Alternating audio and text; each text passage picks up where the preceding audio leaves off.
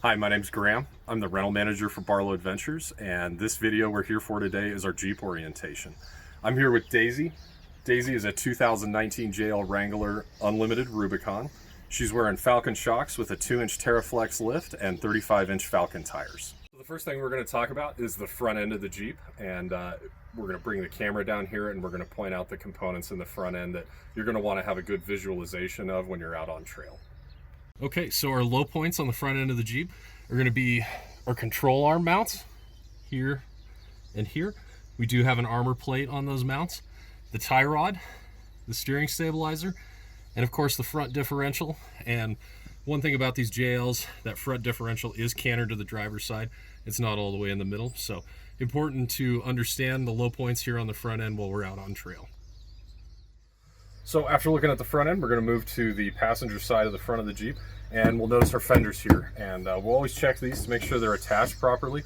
Quick word about the fenders: they're not designed to support a person's weight. Not going to want to be climbing on any of these, and they also do scratch pretty easily. So while it's tempting to set things down on the fenders to avoid a damage situation, we're going to want to make sure we don't put anything on the fenders here.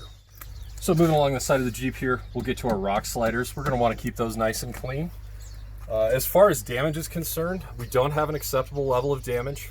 What we're really looking to avoid are what we call three-dimensional modifications. So moving to the rear of the Jeep, we've got our full-size spare tire, and our tire tools are located in the storage compartment here at the rear. So here in the jack storage compartment, we've got our scissor jack, our lug wrench, and tucked up underneath this section right here is our spline adapter.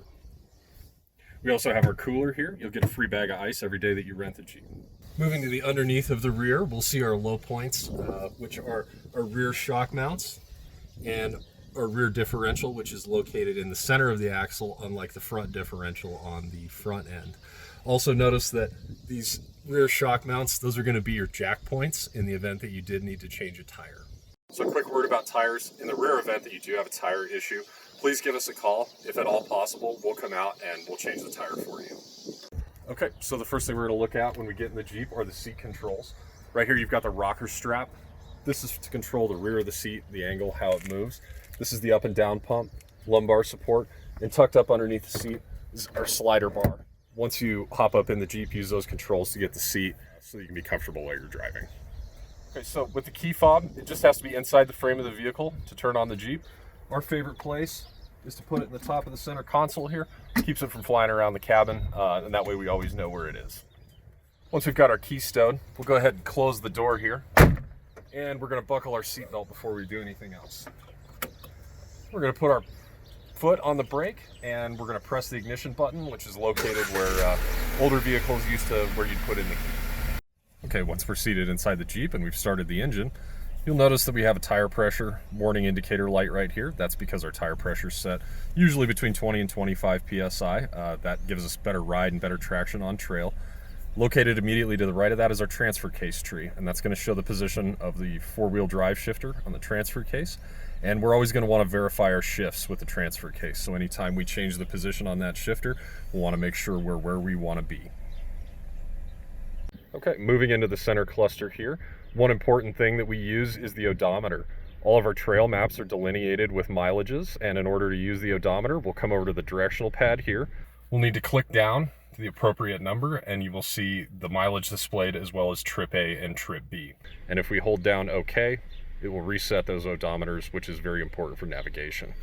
You'll also notice that our fuel state is full right here. We do send you out with a full tank of fuel, and when on returning the Jeep, we ask that you refuel with 87 or 88 octane gas. Moving into our main touchscreen here in the center of the dash, you'll see that we have full Sirius satellite radio, and we also have the apps section. And one useful thing there is the vehicle user guide. If you open that up, you'll find that you can search by term, and it is actually the manual for the vehicle, and that can be a very handy resource when you're on trail.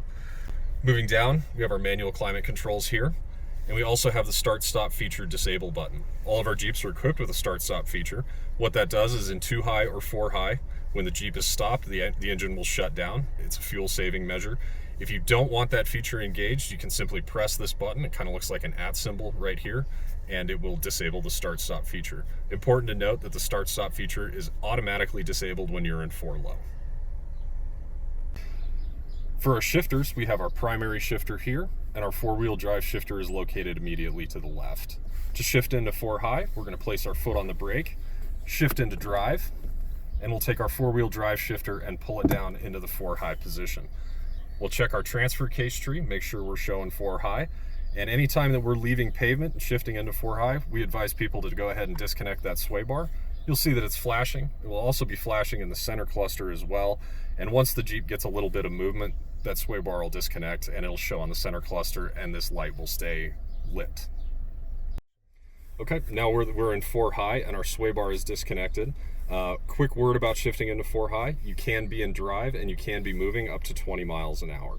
It's important to remember when shifting into 4 high while moving in drive that we take our foot off the throttle and let the Jeep coast while we're shifting. To shift into 4 low, we're always going to stop the Jeep and we're going to shift the primary shifter into neutral, and then we'll take the four-wheel drive shifter, click it to the right, and move it all the way down into the 4 low position. And we're going to verify that on our transfer case tree.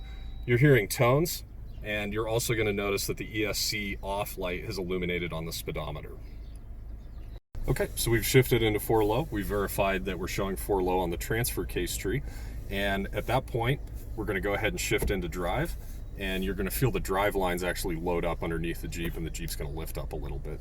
Another feature that our JLs are equipped with here is the manual mode on the transmission. So just by clicking the primary shifter to the left, we can manually change gears. With the 8-speed transmission on these Jeeps, a lot of times it's going to start you in 2nd gear, and if you just click that primary shifter forward once, you'll see that you're in 4 low 1st gear, and this is our low range. Okay, to shift out of 4 low, we're always going to stop the Jeep, and the first thing we're going to do is move the primary shifter into neutral, and then we're going to take our foot off the brake, and you're actually going to feel the Jeep relax a fair amount when you do that. Then we'll take our four-wheel drive shifter, and we'll see if she'll shift into 2 high, which here she shifted really easily. And what we'll do next is talk about the rollout method in the event that you're getting a lot of resistance on the four-wheel drive shifter. Okay, so for the rollout method to shift out of 4 low, we're going to start with our hand on the primary shifter in drive. We're going to release the brake. We're going to let the Jeep roll forward, shift into neutral, and while the Jeep's still rolling, we'll shift all the way into 2 high.